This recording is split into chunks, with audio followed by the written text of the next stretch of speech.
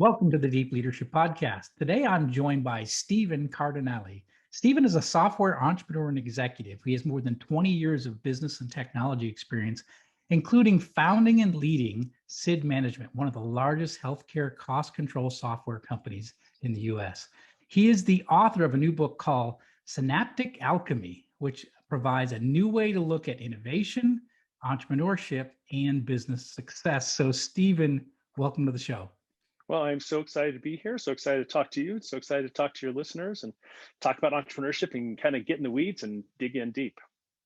Yeah, I'm glad to have you on the show, especially because of your history and your background, and I'm interested to hear how that kind of comes into your book. But tell us about CID Management. This is a company that you founded, you built up from nothing into this very successful software company, and then you ended up successfully exiting the business. So tell us a little bit about that entrepreneurial journey. Yeah, each one of the stages from founding to running and scaling to the M&A and exiting process had its own set of learnings, its own set of instructions that I really got to understand really deeply, which is fantastic. And at the beginning, at the founding, so we didn't raise any venture capital, so we were profitable from day one. But by design. So we went out and found a customer, figured out what that customer needed, and then sold them that as a service, as a manual service at the beginning, and then started to automate it as time went on. So that way we wouldn't have to go out and raise money. So part of that is really beginning to, I think a lot of entrepreneurs, we build things that we think is really cool, but we don't pay attention to what the customer needs. So you need to look through the eyes of the customer. And I actually say this consistently: it's never about you, it's never been about you, it's never going to be about you. It's either about your kids, your spouse, or your customers, right, or your investors. And that, because we had to be profitable from day one, it forced us to pay attention to the customer. So that founding of, what the heck does the customer need? And boy, did we go through a bunch of different, we thought we knew what the customer needed, the customer thought they told us what they needed, but actually getting on the ground and sitting next to the customer on a day-to-day basis and watching what they do was very instructive. And that was one of the big takeaways that we had there. Is we actually got a chance. We actually asked our customer, we built this relationship. We said, hey, can we come in and sit down and watch what your team does on a daily basis? So that was the founding of CID, was pay attention to our customer. And that was really unique for me because, sometimes as entrepreneurs, we can be a little arrogant and we think we know how to solve the problems of the world, right? And then the growing of the company really was an exercise in HR and leadership development and bringing on the right people and putting them on the bus in the right seat, as Jim Collins would say. And then, of course, being able to scale it and create software. So we would eat our own lunch. We would do something manually, then write software so we wouldn't have to do it manually anymore. Of course, at that point, you start to reduce your prices because you want to acquire market share, but your profit margins start to shrink. So we had to have the existential discussion with ourselves, which was, we're going to automate this and then drop our price by 90%. Well, we dropped our costs by 99%. So of course, we're going to drop our price, but then our margins are going to, our revenue is going to go down. So the growth was interesting in terms of automate everything you can, and then identify leaders and identify management teams that can really grow with you. And we found some really unique ways of doing that. And then the exit was a whole nother story. The exit was, how do you sell your baby? Is it the right time to sell? And of course, you want to sell when you're the prettiest, when you're at the top of the market. But of course, you want to stay around because you're at the top. And of course, you don't know when the top is. So, and it took a good year to sell from the time we decided we're ripe for another company to come and pick us up. And we can talk about the reasons that I sold. To the time that we identified the perfect partnership, went through all the due diligence, went through the financing, and actually closed. It was a year, and that's basically what we focused on. We had teams focusing on running the business, but me and my management team focused on selling the business, which was really strange because I wasn't focused on growing the business anymore. Does that give you a good idea as to kind of what that whole thing was about? Yeah, no, it's incredible. So what was the time span from the time you guys got started till when you sold the business? How long was that process? 12 years. 12 years. And you went through the whole journey, the entrepreneurial journey in that 12 years. You went from starting up with very like shoestring, Yep. budget, $2,500. Yep. $2,500. Yeah. You sold, you sold the idea to a customer. Yep. You had to bring on more people, so you did the Uh-huh. hiring. What was the Yeah. how many people did you have at the height of the company? Well, so if you can, so we actually arbitrage, we did labor arbitrage. So we had a core team of about 50 or so people. And then Yeah. our suppliers were physicians. They were supplying us medical expertise. And that's what we kind of automated.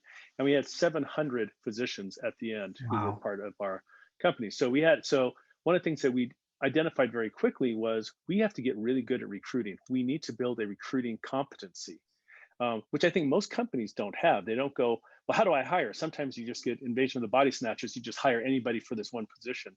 And we had to get Right. really good, really fast and processize our hiring, because you have to put people in this queue, right, to provide your labor for you. So we had a Right. whole team that would processize and became really good at recruiting. It's one of the things that actually we got bought for was, oh wow, you guys really understand recruiting, and you have a process around it, and you have manuals around it and software around it.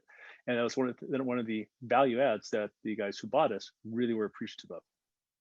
Well, it seems like that's a downfall of most companies. Most entrepreneurs, they start off, maybe they're a solo entrepreneur, they have a partner, or they're three people, and they get going. And then the challenge is growing, scaling, hiring teams, letting go, right? The Yeah, founders have to let go a bit. And yeah, so that seems to be the downfall where, um, the growth of the business is sometimes limited by the growth of the leader. The leader tries to do it all, and I think it seems yeah, like early on you learned that you had to bring people on, and you had to train them and make sure you had the yeah. right people on the bus and put them in the right roles. And yeah.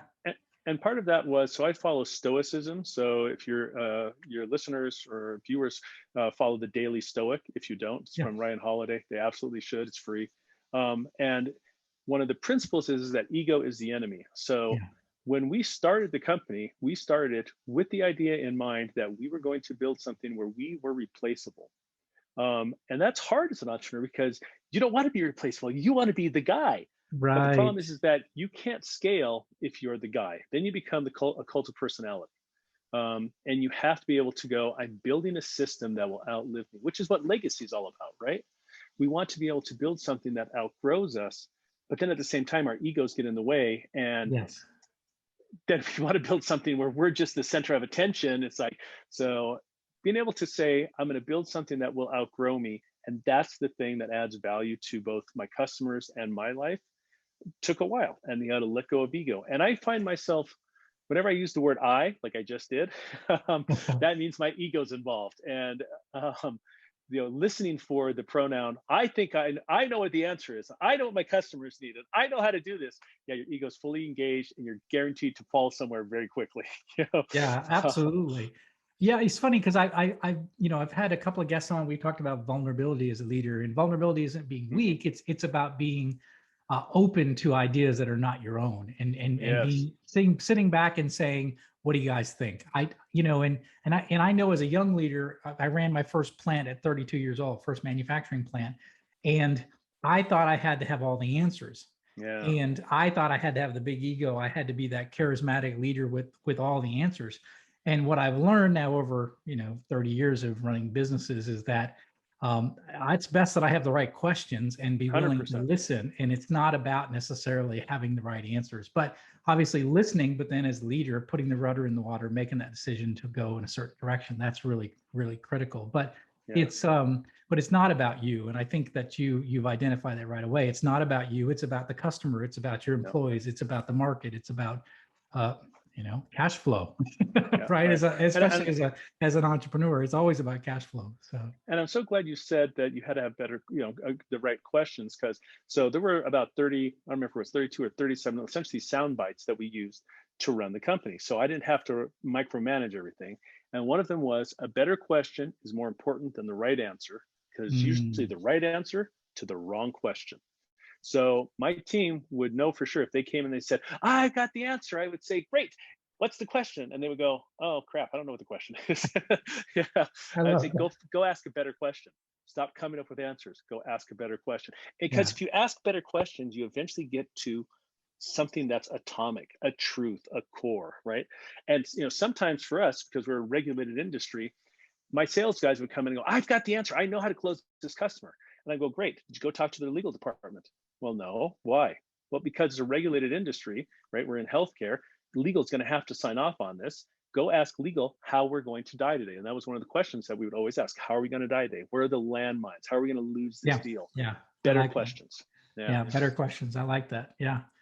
So let's talk about the book. So Synaptic Alchemy. So that'll stop you in your tracks. So well, first of all, the title of the book is interesting. So why the name of the book before we even dive into the book? Because it's not so much a tongue twister, but it's a mental thing that you're like, okay, what does that actually mean? Yeah, that's a great question. So Synaptic Alchemy, the art and science, because it is both an art and a science, of turning ideas into gold. Okay. So the synaptic part is the idea. So it's between our ears. As entrepreneurs, and manufacturing is a little different because you're actually physically making products. But certainly for tech entrepreneurs, information entrepreneurs, everything we make comes between our ears. We're not actually building products. We're taking ideas and knowledge and systems and building those and adding value.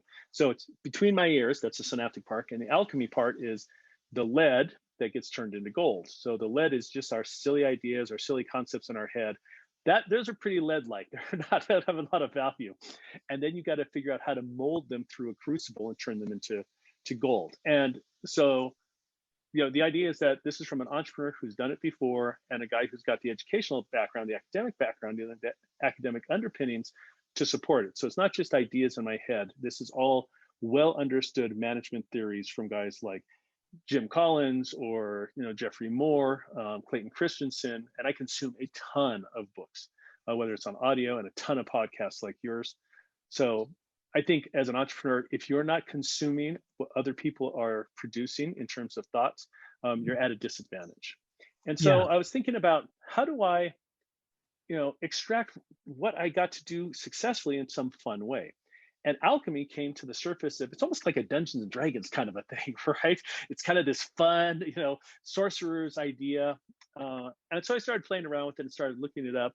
And alchemy can be, it's kind of Merlin, and it can be anywhere from like 12 steps to 50 steps. It's super complicated.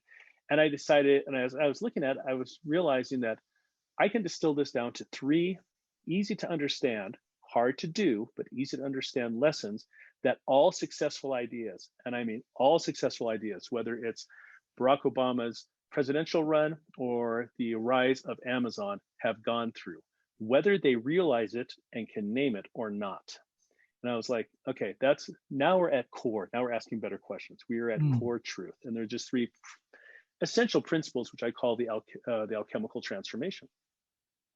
So before we dive into that a little bit, so what was the, why did you feel like you wanted to write this book? Who's the audience, and what was the purpose behind getting this all on paper? That's a great question. It's a really good question. It kind of needed to come out of me. It was sitting inside me and it was bubbling up, and I just needed to express it. I love seeing entrepreneurs win. I really do. And I learned some secret sauces that when I didn't use them, I could see in my business where the mistakes were happening. So there were things that I identified just by having to kind of grow up and build a business and be successful every day. There's, like I said, we didn't have venture capital, so we didn't have the opportunity to just spend investor money. We had to make a profit month in and month out. The rent had to get paid. So when we made a mistake, we were accountable for it. We didn't have another $1 million in the bank that we could, go, well, let's try it again. No, we had to do it. And so I learned a lot. And I want to give that back to the community of what did you learn that someone else could take and run with, right? And that's the reason that the book got written is 1, I just need to get it out of me. And 2, I wanted to help other entrepreneurs. And if somebody can get 1 nugget of gold out of this, great, then it's worth the price of admission. Literally a nugget of gold, right? Literally a nugget of gold. Turning the idea to gold. So let's talk about these, the 3 parts of the alchemical transformation process that all businesses go through. So what are some of those ideas?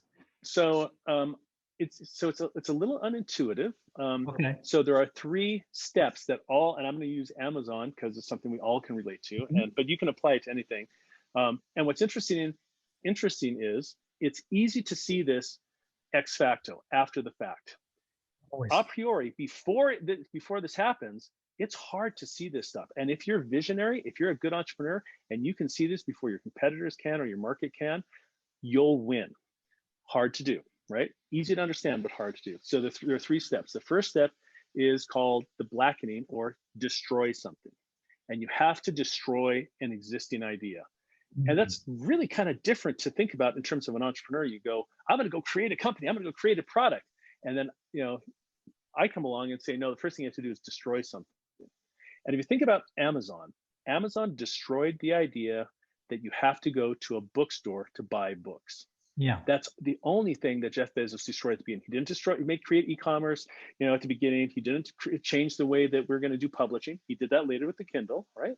But at the beginning, it was, I used to, I'm a computer geek, right? Even though that's not where my education is, but I love computers since I was a kid. And when I wanted to go and get this cool book, I lived in Los Angeles, there was one store that I could go to that wasn't Barnes & Nobles that had these cool books. It was called Op-Amp. And it was this super techie bookstore. And I had to drive to the special area and hope they had the book there. And then Amazon came around and suddenly I no longer had to go to this bookstore. He destroyed the idea that I had to go to a bookstore. And I'm like, good job, Jeff. That's the thing. For CID, we destroyed the idea that a doctor has to do all of the work to make a good medical decision. And we automated about 80% of it. And the doctor's expertise, his magic, was really useful in the last 20%. But the first 80% was all admin. But most doctors like, no, don't touch my stuff. I'm like, well, but the nurse is doing this or the computer's doing that. And I'll give you a real clear example. The doctors would normally fax their reports to customers. And they would write them up. Some nurse would, or a transcription service would transcribe it. They would print it out. They would fax it. And all we did was automate the faxing. That's it. We suddenly cut what took an hour down to what took 40 minutes. We cut a third of the time out, which meant we cut a third of the costs out, right? All we had to do was destroy the idea that doctors have to do everything. All Jeff Bezos had to do was destroy the idea that you buy books at a physical bookstore. So my challenge to your listeners is, what idea, what entrenched way of doing things that no longer serves your customer well, can you destroy? Hard to do. Yeah, it's interesting because we founded our company on that very principle of everybody in the industry makes to order. So you put an order in and then you wait, right? 8 to 12 weeks. So we make to stock. And we build our products modular so we can customize it at the last stage, so we can ship our product in 24 hours. So we can do an Amazon type of thing for our customers, and it's never been done before. And so people are like, "Wait, I can get a product in 24 hours versus 8 to 12 weeks?" We're like, "Yeah. Well, how do you do that?" Well, we burned, or we destroyed the idea that you have to make to order, that you have to wait till you get the order before you start actually doing the whole manufacturing process. So we pre-stage stuff. So interesting. I didn't know that we destroyed something, but right. See, that's it. Yeah, that's interesting. And you probably destroyed several things. Like, to me, when I hear your story, I hear you also destroyed the idea that customization has to come at the beginning of the process. 100%. Right. And you said, no, we can build modularly and then customize 24 hours before we have to ship. And suddenly you move the customization, I got to do 8 to 12 weeks from the beginning to the end. And I'll bet you your competitors couldn't do that if they tried, because their processes are not even set up that way, right? No, the product isn't designed that way. So we designed our product from the ground up to be modular, and that's our success, vector, if you will. Yeah. And you can do that along everything in your business. So you can do it in sales, you can do it in finance, you can do it in product development, you can do it in ops. So for example, in sales, most sales companies have quotas. We destroyed the idea that our sales guys have to have quotas, because I'm like, well, if I told you to sell $5 million and you could have, you would already have. So we would hire sales guys and they would say, what's my quota? I would say, you don't have a quota. You have to talk to 100 customers a week, but we believe in the process, not the outcome, because otherwise you'd be pressing the button that says close deal, close deal, close deal. So you can do these alchemical transformations at every vertical in your business. Interesting. I like that. I like that a lot. Yeah. It's hard because you have to suddenly do things very differently. Like, you're doing stuff completely differently than the entire industry, right? We are. Yeah. So the second piece of that is albedo, which is called the whitening, and that is to create something. Okay. And that means you have to create something that specifically fills the gap of what you destroyed. So Bezos said, okay, I'm going to destroy the idea that people have to go to the bookstore to buy books. And now I'm going to create a replacement, which is you go on this weird thing called the web. And if you think about when Amazon was around, Yeah. it was, payments were weird, right? We're all worried about people stealing our credit cards, right? Um, and if you look at the literature on brainstorming, which is usually where kind of the creation process is, and you type into Google why brainstorming sucks, you'll get a ton of data from very reputable companies, Boston Consulting Group, McKinsey. One of the problems is that you'll see, like, so this is part of the innovation culture. You'll see big companies or banks or somebody will come in and go, okay, we have to have more innovation because we need more products. And they throw a bunch of people into a room and they say, okay, innovate, think creatively, right? But they don't have a context. So the guys come out of the room and say, okay, we're going to put all our banks on wings. And you're like, what are you talking about? So the creative brainstorming goes all over the place. However, and you'll find this in the book. So on each one of these steps, you'll find the processes that support each one of these steps, right? So each step is a big idea. And the book goes through here are certain things. So for example, in the creative process, the whitening, you need to be able to go, I'm going to go in and we're going to create something, but it absolutely positively has to fill the void of what we destroyed. So if you went to the room with Amazon and you destroyed the idea of we're going to buy books in a physical bookstore, you wouldn't start talking about how to destroy the publishing industry. You would only come up with ideas about how to sell books, not in a bookstore. And the same thing for us, right? We talked about how to disintermediate doctors. We didn't talk about how to, come up with a better medical process. We didn't talk about how, where are nurses in it. We only talked about what are the administrative functions that doctors do that they shouldn't do. And we tried to come up with ideas for that. Again, it's easy to understand, hard as heck to do. Yeah, interesting. So yeah, if I think about, as you're talking, I was just thinking like Netflix is a great example of changing the industry from the blockbuster, who dominated the game to then you can get your videos in the mail. That was their whitening. It was getting, and eventually, of course, it was online and pay-per-view or whatever streaming. So, but it was interesting. But their first whitening was, I'm going to mail you the movie, and you can mail it back when you feel like it. Which is eliminating late fees and all the things that were aggravating. Yeah. Right. And if you think about Blockbuster, to me, it's always interesting to look at these giant failures. You look at Blockbuster, or you look at Kodak and the digital camera, and you kind of go, well, how'd you guys miss that? Well, it's easy to understand it, after the fact. But before the fact, Blockbuster was said, people want to come into a store and peruse and browse videos. Right. And Netflix said, no, they don't. Right. They're happy to give up the ability to go in and peruse, get the DVD that their friend recommended in the first place, and avoid late fees. Done. That's a win. That's the entire industry changed on a dime. The universe rotated when they came up with that model, right? It's so easy to see after the fact. But in the middle of it, I remember like when I was going through, finishing up my MBA, we were studying Blockbuster and what a success story it was, and doing reports on it and what their future would look like.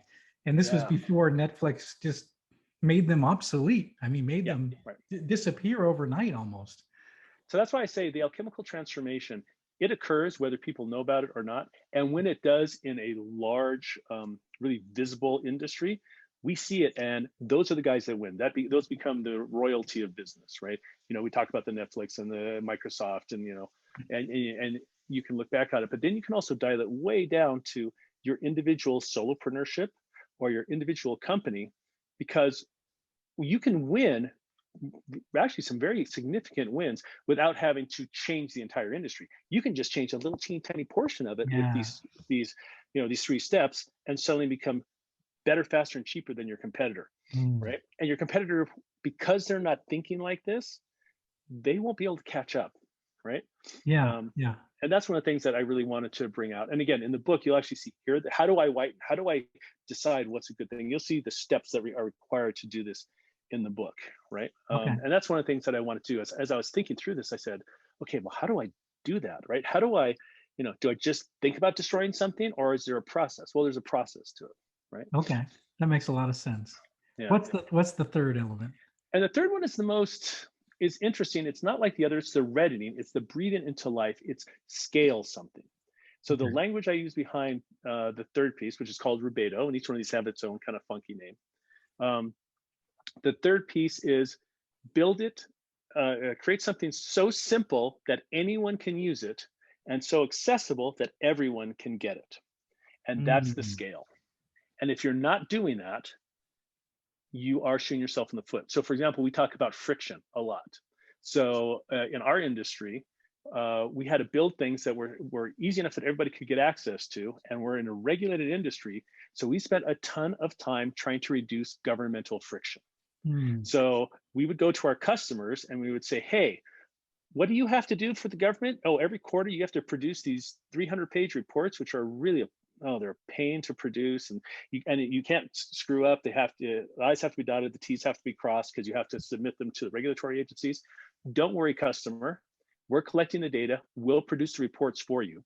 We will hand them to you, or we'll actually turn them in for you, and then we'll talk to Lloyd's of London, and we'll get the insurance policy that if we screw up and there's a fine, we pay the fine. So we focused intently on reducing the friction so we could scale as quick as possible, mm. right? Amazon's buy now button reduces friction. I don't have to click Yeah. to put it in my cart. I don't have to, right? So it's this mindset. So friction is just one component of scaling. And there's a ton of things of scaling. So it's interesting. The first two are really mind games. You go, what do I destroy? What do I create in this place? And the third one's kind of an operational piece, which is how do I scale, right? And scaling a lot of times means you have to eat your own lunch. You might Mm, be making something in one area and you go, yeah, but if we change 3 processes and automated 2, we could scale 10 times faster, but we might have to cut our fees by 50%. And it's a thought process, but it's the circulatory system of business. How do I scale? How do I make it bigger? How do I make everyone accessible to this? And I'll give you a real clear story. We were doing some work and we figured out a way to automate almost 100% of this specific task. And we were going to drop our revenue by 50%, going to increase our margins by 90% because it's all automated, right? But it was very hard to go, don't buy from us, customer. Don't buy this product. We've got this other product. I know I might not be able to hire as many people because it's all automated, but I can scale and I can push it down from a senior level person that needs to do this at your company to a junior level person. And from a mm. junior level person to an entry level person. So now an entry level person, all your entry level people can use our software instead of just senior level people I got to train and I got to onboard. It's very complicated. It really was an exercise in keep it simple, keep it simple, keep it simple, push it down so that way everyone can get access to it. It's hard to do. It's really interesting you say that because I think, we were talking earlier about how like a lot of times growth is limited by the founder, right? It's the Mm-hmm. founder doesn't let go of, they think that Mm. I'm the only one that can, vet a product or vet a Yeah. customer. And so they become the bottleneck, right, in the Mm. organization.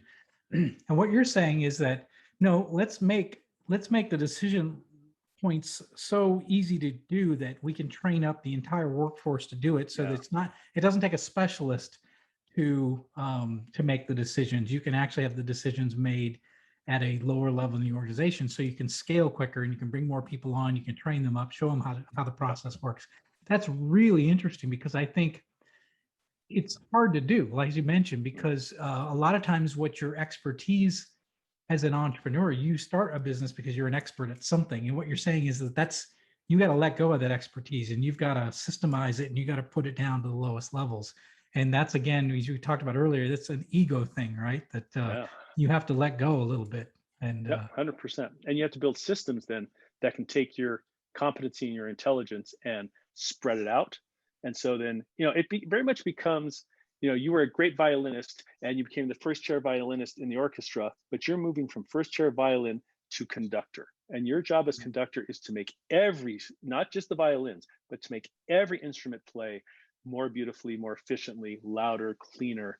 And you don't make a sound, you don't make a note, yeah, right? And it's hard to move from I was the best trumpeter in the group to shh, be quiet, just make everybody else good. Hard yeah. to do. right? Well, I would say this is the biggest challenge with leadership in the corporate world. I spent 22 years in corporations, and what I learned were people were promoted because they were a great individual contributor. They were the best engineer, they became the engineering manager. They were the best QA technician, they became the QA manager. But then they went back to the comfort zone of doing what they were comfortable with, which was being a doer and not a leader. Like you said, you're no longer playing the instrument. Your role has shifted completely to the conductor, right? You have to lead the orchestra, not play your instrument. And some people have a hard time leaving their instrument. Yeah, 100%. That's great. That's a great language. You have to leave your instrument. Yeah, that's interesting. I like that. And I think, and again, in the book, you'll find actual steps that you can go through to actually accomplish how do you scale. And like the one I gave that was easy was, are you reducing friction? Are you increasing it? Right. So we would have brainstorming sessions on friction. And there's a bunch of other, real specific techniques on how do you scale. But I think as an entrepreneur, I think you're right. Sometimes you have to start because you're an expert, because you're playing you're the best musician for this instrument.